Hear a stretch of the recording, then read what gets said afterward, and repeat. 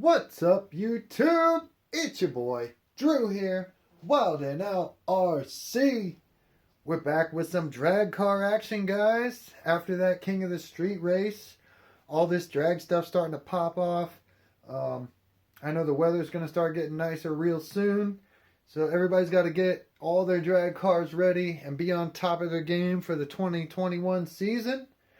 So I wanted to come to you guys with a quick budget shock upgrade for the DR10, and I'll give you guys a little look of what I got going on inside of this DR10. Formerly this car was called Orange Peel, and it was on the chassis was a team associated B4 that I converted to with a SC10 chassis, but that car got totaled. Bottom line, it lost radio signal and hit a curb really hard. And so I had a second DR10. So I took all the electronics out of it, out of the original one, put them into this, and now we have Orange Peel V2. So I'm going to pop the lid off and go into detail about exactly what we got going on here. So as you see, stock DR10 body. I did make this wing out of two DR10 wings, and they're just screwed and glued together, and I made the sides out of some Lexan, kind of copied like Undercover RC style.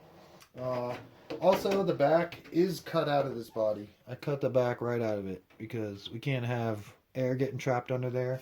It causes a lot of issues with parachuting and the car flying over in the big end. So we chopped that out, got rid of that. Next, we've got some 3D printed parts. The front splitter here, which I've seen some people say they've hit stuff and it broke off, but it's fairly flexible. I did bump a curb with it and it didn't break. So I got this on eBay. Another thing is this 3D printed shelf here, which is it's got a swivel, and then there's a little latch that you just click, and then the battery is in there. And you could even put, I mean, this battery fits pretty tight, but you could put a little piece of foam. But in the ad on eBay, they say that it doesn't fit full-size packs, but it will fit a full-size pack if you grind the little, there's like a little lip on there. You have to grind it off. And see, I still have my piece of foam, so that keeps my battery in there nice and solid. The car has an Hobbywing XR10 Pro ESC, Spectrum SR215 receiver, stock cat pack. This car has a Hobby Star 5.5. I don't know if you guys can see that. It's like a blue can motor. I believe it's around, they were like $70. Fairly cheap, and I mean, I've done like 60 plus miles an hour on this setup. So it's a 5.5 censored motor, Hobby Star. Go check them out. You can find them on eBay and Amazon.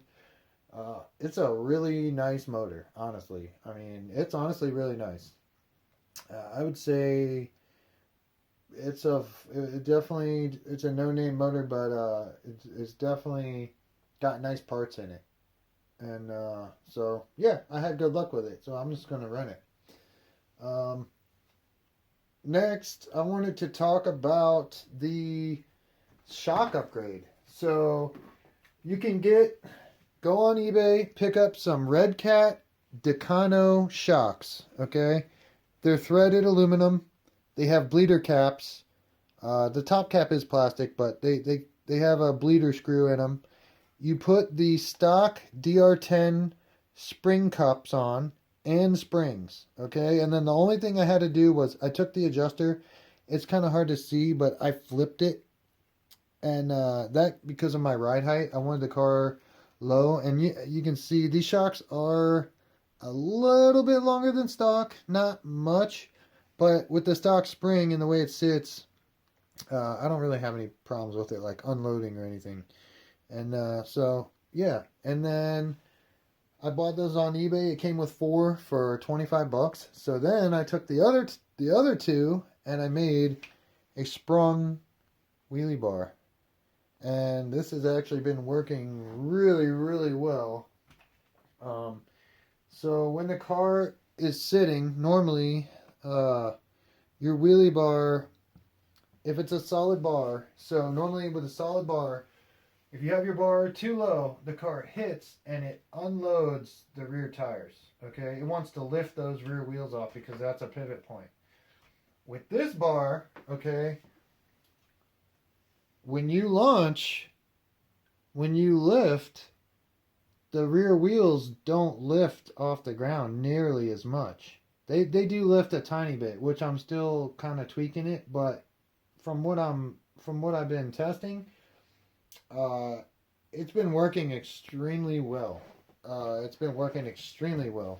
So the way I did it is it's a custom factory works wheelie bar for a DR10, like $35 on eBay.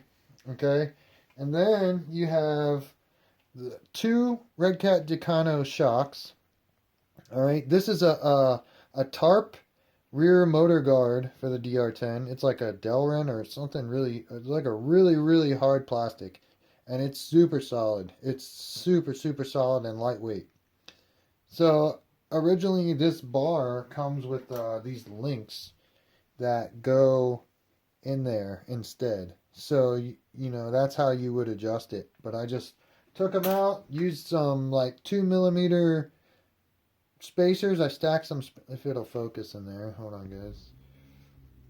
Used some like 2mm spacers, stacked a couple on there with a longer bolt, mounted them so they're nice and flatly straight mounted.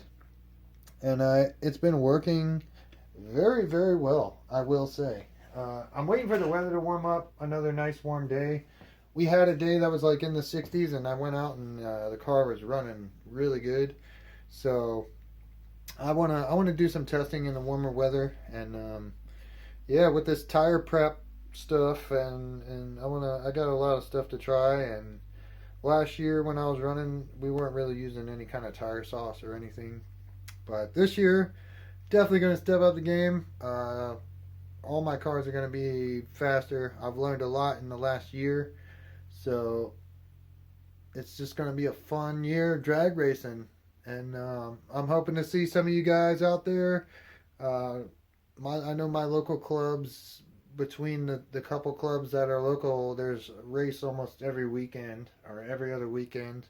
So I'm definitely planning on be doing some traveling and some drag racing this year, and I will come to you guys with some coverage. But anybody have any questions about their drag setups or what kind of setup I'm running? I'll break it down real quick. Just the front shocks. I have stock kit springs. I have fuel tube spacers to limit the down travel because my front lip right there, I don't want it smashing into the ground, so that keeps it from touching the ground. I have 25 weight in the front, so it can lift, but it cannot really compress much. There's a Savox Servo. I really have been happy with the Z LiPo batteries, and Hobbywing XR10, Spectrum receiver and radio, Hobbystar 5.5 motor. The rear shocks, I run 80 weight in the rear. My wheelie bar spring, shock and springs, I have 80 in that as well, but I might go down a tiny bit and try to find a little bit stiffer spring. But that's still tweaking it and testing it. But so far it's been making some good passes. So I will have some runs of that when the weather gets nicer. But unfortunately today is just a little too cold. It's a little too cold and crazy winds. So I'm not even going to try to take this out because I already know it's not going to end in a good way. But all right, guys, I think that's it. If you have any questions, shoot me a comment below, and I'll definitely answer all the comments. Yeah, guys, like, comment, subscribe, give me a share, show your friends. You want a cheap DR10 shock upgrade? That's probably the best route that I've found. And they're actually really nice. The shocks are really nice. They're really easy to bleed, and yeah, it works very well. So, all right, guys. I think that's it. We're going to wrap it up. It's getting kind of long, but see you guys at the track.